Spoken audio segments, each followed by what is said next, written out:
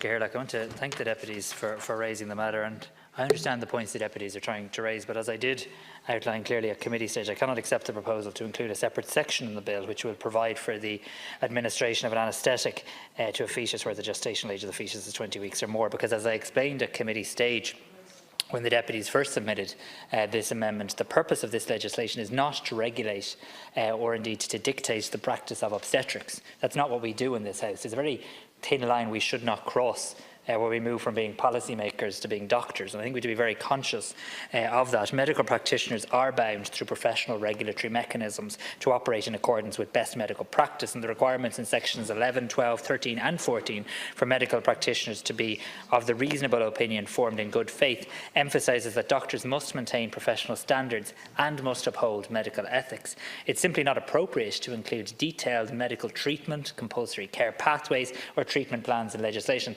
There's no such provisions in relation to the woman's health or care in this piece of legislation, because that wouldn't be appropriate either. That's not where you put that detailed care pathway. That's not where you put information about medication. This type of detail is set out by doctors as they go about their obstetric practice through clinical guidelines rather than in primary legislation. And I have previously assured colleagues in this House that in parallel with the service planning and the expansion work, clinical guidelines for medical practitioners on termination of pregnancy are also in termination. It's right and proper that clinical guidelines are drawn up by clinicians and not politicians, but my department has provided a grant to support this work to enable their timely and efficient completion.